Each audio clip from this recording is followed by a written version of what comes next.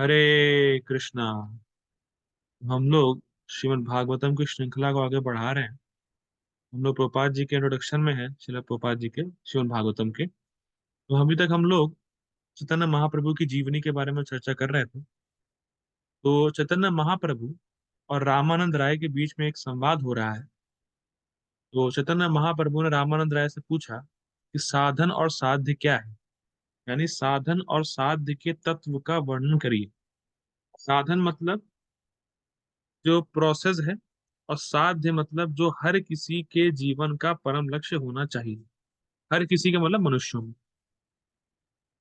तो रामानंद राय ने बहुत सारे साध्य बताए, साधन बताए, और महाप्रभु ने सबको मना किया। अब रामानंद राय इसी पे कंटिन्यू कर रहे हैं। ठीक है, आगे बढ़ते हैं। राय ने आगे सुझाया कि भौतिक धारणा से मुक्त आध्यात्मिक अनुभूति की प्राप्ति जीव के लिए सर्वोच्च उपलब्धि है। महाप्रभु ने इस सुझाव को भी अस्वीकार कर दिया, क्योंकि ऐसी आध्यात्मिक अनुभूति के नाम पर अनेक धूर्त व्यक्तियों ने बहुत सा बखेड़ा खड़ा कर रखा है। अतएव सहसा ऐसा कर पाना संभव नहीं है। तो ये गीता का श्लोक ही रामानंद राय बोल रहे हैं। ब्रह्मभूत प्रसन्नात्मा न शुचति न कांक्षति समा सर्वेषु भूतेषु मद भक्ति लभते पराम। तो ब्रह्मभूत अवस्था जिसमें व्यक्ति अपने आप को शरीर से पहचान नहीं करता है, और अपने आप को आत्मा के स्वरूप में रियलाइज कर लेता है, उसका अनुभव कर लेता है, साक्षात्कार कर लेता है, उसको ब्रह्मभूत अवस्था बोलते हैं। तो महाप्रभु कह रहे हैं कि ऐसे बहुत से धूर्त हैं जो अपने आप को आत्मा के स्तर का दिखाते हैं पर होते नहीं हैं। और एकदम से आत्मा के स्तर पे आ पाना भी संभव नहीं है। तो महाप्रभु ने इसको भी खारिज कर दिया कि ब्रह्मभूत अवस्था तुरंत प्राप्त होती नहीं है, लेकिन लोग दिखाते हैं कि हमें तुरंत प्राप्त हो गई। ये धोखा करते हैं लोग। इसलिए महाप्रभु ने इसको भी मना किया कि ये भी सही नहीं है। अब जो रामानंद राय बोलेंगे उसको महाप्रभु स्वीकार करेंगे, और ये बहुत ही जबरदस्त है। सुनिए। तब राय ने कहा कि स्वरूप सिद्ध व्यक्तियों की निष्ठावान संगति तथा भगवान की लीलाओं के दिव्य संदेश का विनीत भाव से श्रवण करना, विनीत भाव से श्रवण करना श्रेष्ठ होगा। महाप्रभु ने इस सुझाव का स्वागत किया। एक, यह सुझाव ब्रह्मा जी के पद चिन्हों का अनुसरण करते हुए रखा गया था, क्योंकि ब्रह्मा जी ने कहा है कि भगवान अजित कहलाते हैं, अर्थात वे जो ना तो किसी के द्वारा जीते जा सकते हैं और ना उन तक किसी की पहुंच हो सकती है। तो देखिए, रामानंद राय ने एक श्लोक कोट किया है जो हम सभी भक्तों को याद होना चाहिए, और हमारी सिद्धि का मंत्र, हमारी परफेक्शन का, हमारी लाइफ के अल्टीमेट परफेक्शन की चाबी है उस श्लोक में। और महाप्रभु ने उसको स्वीकार भी किया है। अभी तक रामानंद राय ने बहुत सी चीजें बताई, लेकिन महाप्रभु ने स्वीकार नहीं किया। लेकिन महाप्रभु ने इस बात को स्वीकार किया। तो ये जो है श्रीमद् भागवतम के दसम स्कंद के 14वें अध्याय का तीसरा श्लोक है। तो अब मैं श्लोक खोलूंगा, उस श्लोक को समझाऊंगा भागवतम का। ठीक है, एक सेकंड नहीं रहेगा। हम्म,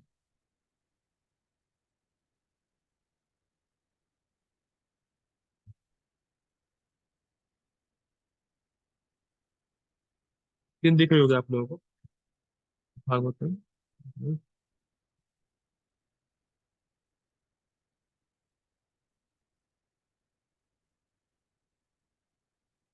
प्रभु जी, स्क्रीन दिख रही है आपको?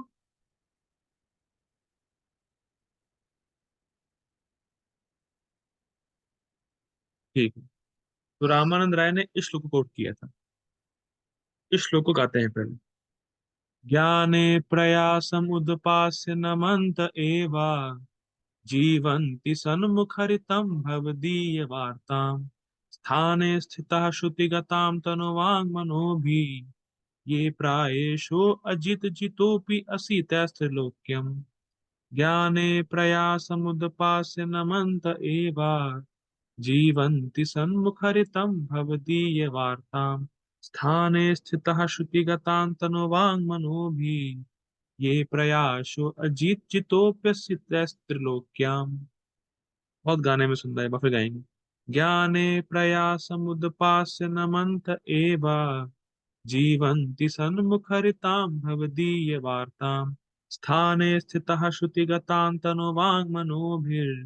ये प्रायशो अजितोपि असि तैस्त्रिलोक्याम्। बहुत सुंदर। तो जीवन की सिद्धि प्राप्त करने का ये श्लोक है। ये श्लोक हर भक्त को याद होना ही चाहिए। अब हम इसके संस्कृत को समझते हैं। ज्ञाने प्रयासम उदपास्य।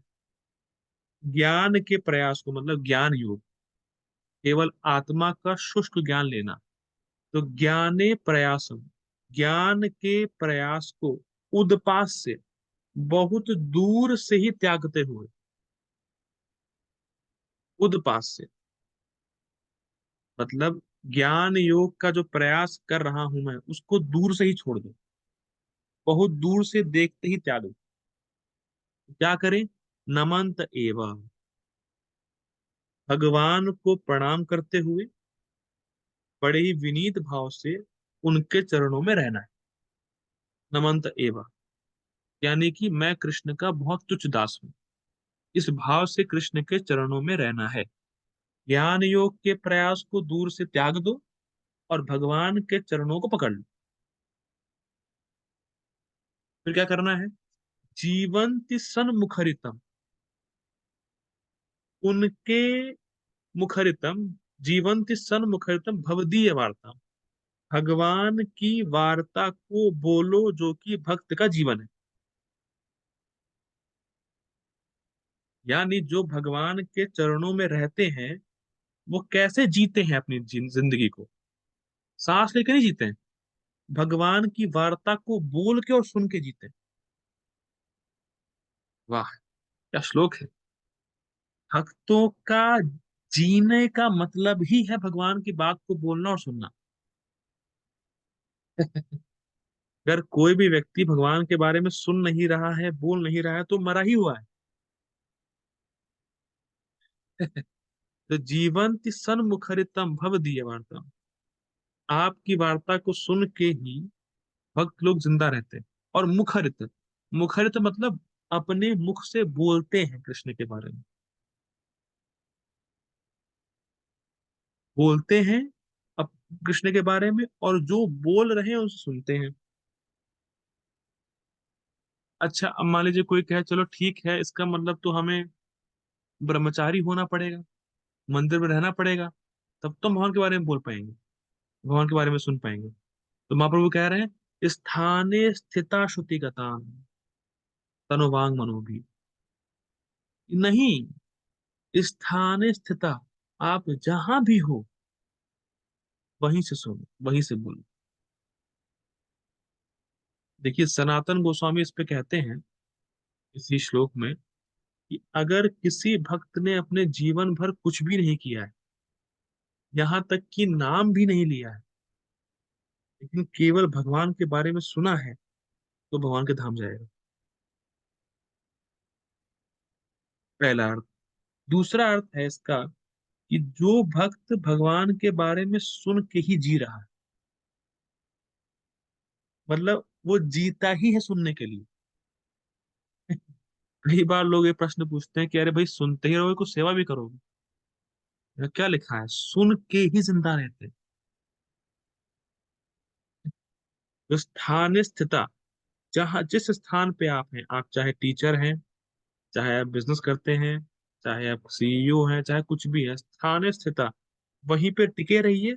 श्रुतिगताम, श्रुतिगतान तनुवान मनोभी, अपने तन को, अपने वाणी को और अपने मन को कान के पीछे लगाओ। ये अर्थ है। श्रुतिगताम, श्रुति मतलब होता है कान। तनु, तनु मतलब शरीर, वांग मतलब वाणी, और मन, अपनी वाणी को, अपने शरीर को, अपने मन को कान के पीछे लगाओ। इसका मतलब क्या है? देखिए, वाणी से हम भगवान के बारे में बोलेंगे तो हम भी सुनेंगे, स्पष्ट होंगे। और हमारा कान शरीर में है कि शरीर के बाहर है? शरीर में ही है, तो इसका मतलब शरीर भी आ गया। ठीक। और मन, अगर हम सुन रहे हैं, अगर आप मेरी बात सुन रहे हैं, इसका मतलब आपका मन लगा हुआ है, वरना आप सुन ही नहीं पाएंगे। आवाज आएगी, आप सुन नहीं पाएंगे, तो मन भी लगा हुआ है। तो शरीर, वाणी और अपने मन को कान के पीछे लगा दो, यानी कृष्ण के बारे में सुनने की लालसा होनी चाहिए, या अपने शरीर को चला ही इसलिए रहे हैं कि कृष्ण के बारे में सुन सके। बहुत सुंदर अर्थ है। हम अपना जीवन ही जी रहे हैं इसलिए कृष्ण के बारे में सुन सके। कई बार ऐसे भक्त लोग हैं मंदिरों में, वो कहते हैं सेवा ही करो, और सेवा के नाम पे श्रवण नहीं करते। अब देखिए क्या लिखा है यहाँ पे। हमारी सिद्धि का मंत्र जो चैतन्य महाप्रभु ने स्वीकार किया है, और चैतन्य महाप्रभु खुद ही कह रहे हैं कि सुनो, सुनो, सुनो, सुनो। भक्त लोग जीते ही सुनने के लिए। तो हमारी सेवा का उद्देश्य ही यही है कि हम कृष्ण के बारे में सुनने की रुचि को जागृत कर सके। अच्छा, कोई इस प्रकार से करता है तो क्या होता है? ये प्रयासो अजित जितोपि, ये सब प्रयास करने के बाद जो भगवान अजित हैं, जिनको कोई जीत नहीं पाया है तीनों लोकों में, वो उस भक्त के द्वारा जीत लिए जाते हैं, जो केवल भगवान के बारे में सुनना चाहता है बस। तो इसीलिए हमेशा याद रखिए, कृष्ण भक्ति में आगे बढ़ने के लिए दो ही चीजें हैं, श्रवण और कीर्तन, खत्म। अगर आप कृष्ण के बारे में बोल रहे हैं और कृष्ण के बारे में सुन रहे हैं और कोई सेवा नहीं कर रहे हैं, तब भगवान के पास जाएंगे। सारी सेवा का उद्देश्य यही है, आप कृष्ण के बारे में सुन सको, कृष्ण के बारे में बोल सको, खत्म। और ये कोई भावुकता की बात नहीं है, श्लोक सामने है, रामानंद राय बोल रहे हैं, महाप्रभु स्वीकार कर रहे हैं। जबरदस्त श्लोक। ठीक है, तो ये श्लोक रामानंद राय ने महाप्रभु को बोला। आगे बढ़ते हैं। ठीक। आप लोग, हाँ, पहुंच हो सकती है, ठीक है। आगे बढ़ते हैं,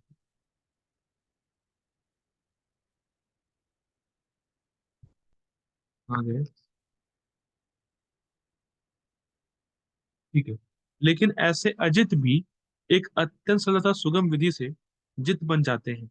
सरल विधि यह है कि मनुष्य अपने आप को भगवान कहने की उद्धत प्रवृत्ति त्याग दे, मतलब अपने आप को भगवान ना बोले।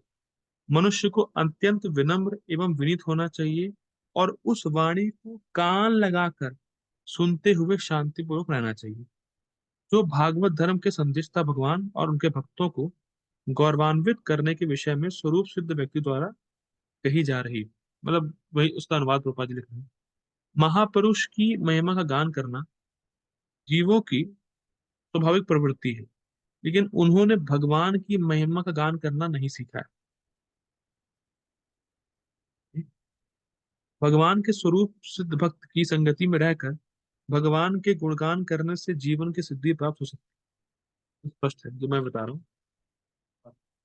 अब देखिए, स्वरूप सिद्ध भक्त वह है जो पूर्ण रूप से भगवान की शरण में चला जाता है, और जिसमें भौतिक संपन्नता के लिए कोई आसक्ति नहीं रहती।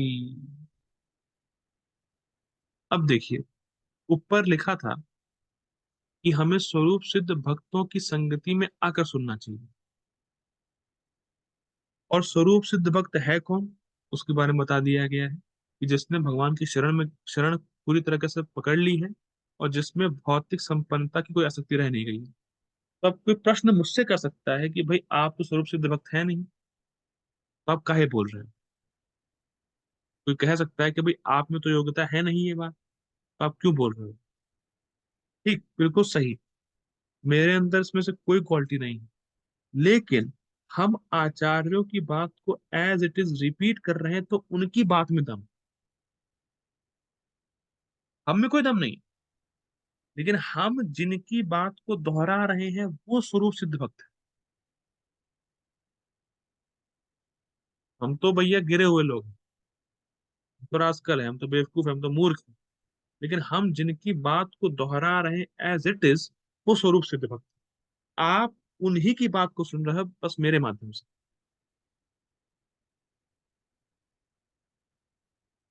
पोस्ट में। तो प्रभुपाद जी के शब्दों को सुनने से हम शुद्ध होते हैं, और आचार्यों की बात सुनने से हम शुद्ध होते हैं। जबकि भले बोलने वाला कोई भी हो, लेकिन वो बात उसकी कर रहा है, मतलब परंपरा की दे रहा है। जैसे परम पूज्य राधागुरु महाराज से पूछा गया कि महाराज, हम में तो बहुत दोष है, हम में तो बहुत ये है वो है, हम कैसे प्रचार कर सकते हैं। तो महाराज जी ने कहा कि जो घर पे झाड़ू होती है ना, उस झाड़ू में बहुत कूड़ा लगा रहता है, पर कूड़े वाली झाड़ू ही घर को साफ करती है। तो भले हमारे इतने बहुत कचरा हो, लेकिन अगर हम बात रिपीट करेंगे केवल आचार्यों की एज इट इज, तो प्रभाव दिखाएगी। आगे फिर।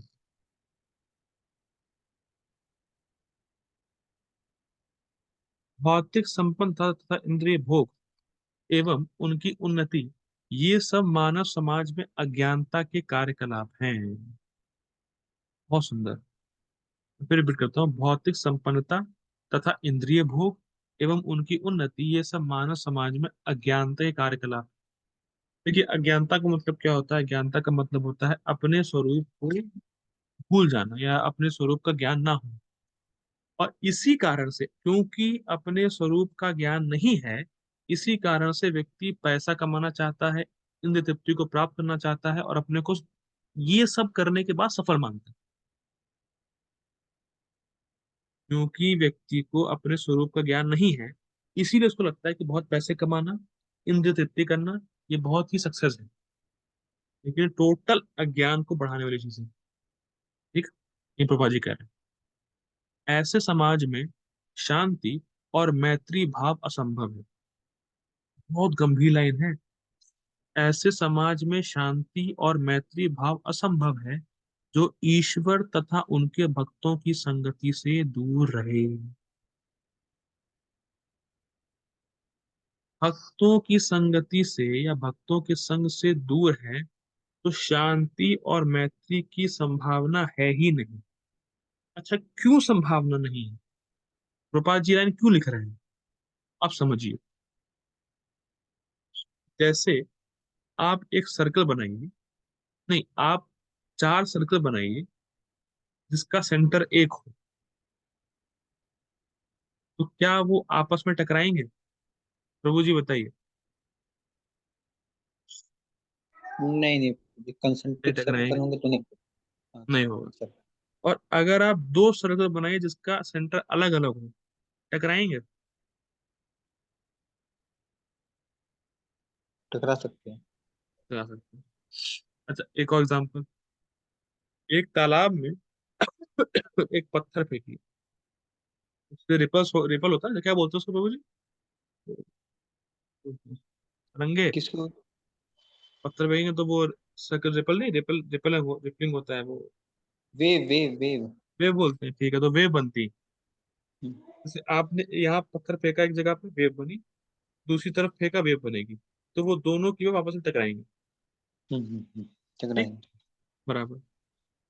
अगर हर व्यक्ति का सेंटर एक नहीं होगा, तो टकराव होगा। लेकिन अगर हर व्यक्ति कृष्ण को सेंटर में लिया है, अगर हर व्यक्ति का सेंटर कृष्ण है, तो कोई दिक्कत नहीं। दो लोग हैं और दोनों इंद्र तृप्ति करना चाहते हैं, तो एक एक की इंद्रिय तृप्ति दूसरे की इंद्रिय तृप्ति से टकरानी ही है, टकरानी ही है। और टकरानी ही है तो लड़ाई होनी है। सिंपल, स्पष्ट है। अगर कोई व्यक्ति कुछ, जैसे कोई व्यक्ति कोई चीज चाहता है, दूसरा व्यक्ति भी वही चीज चाहता है, कुछ और चाहता है, तो आपस में लड़ाई करेगा ही करेगा। तो जब तक हमें ईश्वर का ज्ञान ही नहीं होगा, जब तक ईश्वर का ज्ञान देने वाले भक्त ही नहीं होंगे, तो लोगों को मालूम कैसे पड़ेगा कि भैया हमें अपने जीवन का सेंटर कृष्ण को रखना है। तो जो व्यक्ति, देखिए बहुत गंभीर है, जो व्यक्ति इंद्र तृप्ति के लिए व्यग्र है, वो किसी ना किसी रूप में आपको दुख देगा ही, देगा ही, देगा ही, श्योर। किसी भी रिलेशनशिप में, चाहे पति पत्नी का हो या माता पिता को, किसी का भी हो, जहां इंद्र तृप्ति है वहां दुख आना ही होगा। ये ही संपर्श जाब होगा दुख योनि आएगा। इंद्र तृप्ति दुख की मार है। बस, सिंपल। ठीक, आगे इसलिए पापा जी ये लाइन लिख रहे हैं। इसीलिए यह आवश्यक है कि मनुष्य निष्ठा पूर्वक शुद्ध भक्तों की संगति की तलाश करे और जीवन की किसी भी अवस्था में उनसे धैर्य पूर्वक तथा विनीत भाव से सुने। रूपा जी बार बार सुनने के ऊपर बल दे रहे हैं। देखिए अब शुद्ध भक्त कौन है? यहाँ पे लिखा है शुद्ध भक्तों की संगति की तलाश करे। तो शुद्ध, एक तो शुद्ध भक्त है जो कि उत्तम अधिकारी, जो कि शुद्ध भक्त कोई, जो शुद्ध भक्त है वो तो नॉर्मली शुद्ध भक्त। दूसरे भक्त जो शुद्ध होना चाहते हैं वो भी शुद्ध भक्त। ध्यान दीजिएगा, एक भक्त जो कि शुद्ध हो ही चुके हैं, उत्तम अधिकारी है, तो शुद्ध भक्त है ही। और दूसरे भक्त वो हैं जो भक्ति कर रहे हैं शुद्ध होने के लिए, वो भी शुद्ध भक्त। A devotee is known by his aspirations. अगर कोई व्यक्ति भजन कर रहा है कि उसका हृदय शुद्ध हो और उसके हृदय में भगवान के प्रति प्रेम बढ़े, वो शुद्ध भक्त है। सुनो उससे। ठीक, आगे बढ़ते हैं।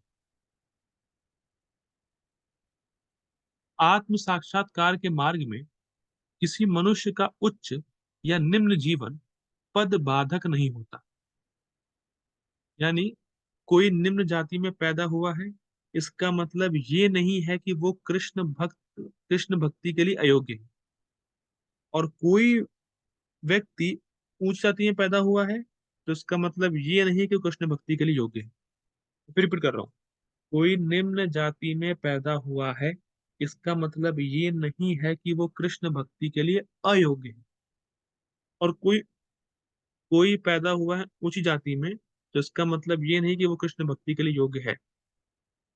जो कृष्ण की सेवा करना चाहता है शुद्ध भाव से, बस यही क्वालिफिकेशन।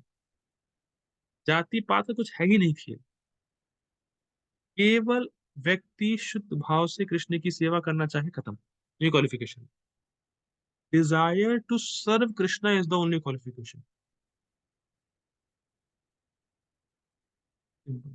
और जब तक डिजायर ही नहीं होगी तो हम सेवा कैसे करेंगे? अगर आपको जब करने की इच्छा ही नहीं है तो आप जब कैसे कर पाएंगे? ठीक है, तो इच्छा होनी चाहिए। आगे बढ़ते हैं। लेकिन एक ही बात जो करनी है, देखिए फिर प्रभुपाद जी ये बात कह रहे हैं, लेकिन एक ही बात जो करनी है वह है नियमित रूप से स्वरूप सिद्ध व्यक्ति से सुनना। अब देख रहे हैं प्रभुपाद जी बार बार इस लाइन को फोकस कर रहे हैं कि भाई चलो कुछ ना भी कर पाओ तो सुनो सुनो सुनो सुनो। श्रवण। और इसी बात को रूप गोस्वामी बोलते हैं उपदेशामृत में, कि अविद्या रूपी बीमारी को ठीक करने के लिए दो चीजें करनी है। एक तो आदर पूर्वक सुनो और डेली सुनो। आदर क्या, उसका क्या संस्कृत है? आदरात अनुनिदम। आदर पूर्वक करो और अनुनिदम करो, मतलब डेली करो। आगे पढ़ते हैं। अध्यापक अपने उन पूर्ववर्ती आचार्यों के पदचिन्हों पर चलकर जिन्होंने परम सत्य का साक्षात्कार किया है, वैदिक साहित्य के विषय में भाषण दे सकते हैं। देखिए गोपाल जी फिर रिपीट कर रहे हैं, जरूरी नहीं है कि अध्यापक को उतना साक्षात्कार हो, पर उसको आत्म साक्षात्कार पुरुषों यानी आचार्यों की बात को रिपीट करनी है बस। इस लाइन को प्लीज नोट डाउन करिएगा, क्योंकि कई बार ऐसा मेरे साथ डिबेट होती है लोगों की। लोग कहते हैं कि अरे आप प्रचार तो खूब कर रहे हो, पर जो आप बात बोलते हो वो अपने जीवन में लागू नहीं करते। हम तो कह ही रहे हैं, हम तो कह ही रहे हैं कि हम रास्कल हैं। लेकिन क्या, लेकिन रास्कल होने से क्या हम अपने पूर्ववर्ती आचार्यों की बात को रिपीट भी ना करें? भाई, ये झाड़ू में बहुत दोष है, झाड़ू में गंदगी है, तो क्या क्या उस झाड़ू को साफ सफाई में ना लगाएं? भाई, भले ही आप में दोष हो, भले ही आप सारी बातों को अपने जीवन में ना उतार पा रहे हो, लेकिन जो आप बात बोल रहे हो वो पूर्ववर्ती आचार्यों की है, तो उनकी बात है इसलिए इफेक्ट डालती है। आप कैसे, उससे फर्क ही नहीं पड़ रहा है। लेकिन आप जो पूर्ववर्ती आचार्यों की बात को एज इट इज रख रहे हो, और जो की बात है पूर्ववर्ती आचार्यों की, इसीलिए इफेक्ट दिख रहा है। इसीलिए एवरी वन कैन प्रीच, ध्यान से सुनिए, कोई भी भक्त प्रचार कर सकता है। हम गुणों में फंसे हैं, हमें पता है, हम तीनों गुणों में फंसे हैं, लेकिन जो शब्द हम सुन रहे हैं और जो बोल रहे हैं, वो शब्द निर्गुण है, वो शब्द गुणों में नहीं आता। और हम ऐसे शब्दों का संग कर रहे हैं तो हम भी निर्गुण हो जाएंगे।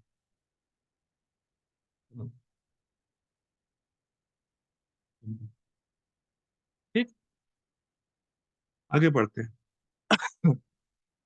वहां चैतन्य महाप्रभु ने आत्म साक्षात्कार की इस सरल विधि की संस्तुति की है, जिसे सामान्यतया भागवत धर्म कहा जाता है। इस कार्य के लिए श्रीमद् भागवत पूर्ण पथ प्रदर्शक है। उपरोक्त विषयों के अतिरिक्त भी भगवान तथा श्री रामानंद राय के बीच अन्य उच्चतर आध्यात्मिक वार्ताएं हुई, लेकिन हम उनके विषय में जानबूझकर यहाँ कुछ नहीं कहेंगे, गोपाल जी बता रहे हैं। क्योंकि रामानंद राय के साथ हुई इन वार्ताओं को सुनने के लिए पहले स्वयं को भी आध्यात्मिक धरातल पर लाना होगा, कि मैंने बताया कि बहुत गुह्य संवाद है, वो बहुत टॉप मोस्ट चीजें हुई है इसमें। हमने अन्य पुस्तक भगवान चैतन्य महाप्रभु का शिक्षामृत में श्री रामानंद राय के साथ हुई वार्ता प्रस्तुत की है। मतलब प्रोपा जी कह रहे हैं कि एक अलग से बुक है उसकी, तो प्रोपा जी ने उसका वर्णन किया। ठीक है, अब इसके आगे हम लोग, अब रामानंद राय ने जो बताया महाप्रभु ने स्वीकार किया। अब महाप्रभु रामानंद राय से कुछ बात करेंगे, कुछ भेंट देंगे रामानंद राय को महाप्रभु, उसके बारे में हम लोग आगे चर्चा करने का प्रयास करेंगे। देखिए, मैं फिर रिपीट कर रहा हूँ, हो सकता है लोगों को लगे कि बहुत स्लो जा रहे हैं और बहुत ज्यादा पार्ट्स बन रहे हैं। अभी तो इंट्रोडक्शन ही पूरा नहीं हुआ है, 12-13 दिन हो चुके हैं। देखिए, जल्दबाजी है किस चीज की? चीजों को समझिए, चीजों को अप्लाई करिए, महत्वपूर्ण है। जल्दबाजी में खत्म करने से क्या लाभ? भागवतम पीने के लिए, तो डेली पीना है इसको। पिबत भागवत रसमालय रसमालय, मुहुर अहो रसिका भूमि भावुका। भागवतम को पीना है, धीरे धीरे पी रहे हैं, क्या फर्क पड़ रहा है? ठीक है। शिल प्रभुपाद की जय। हरे कृष्ण।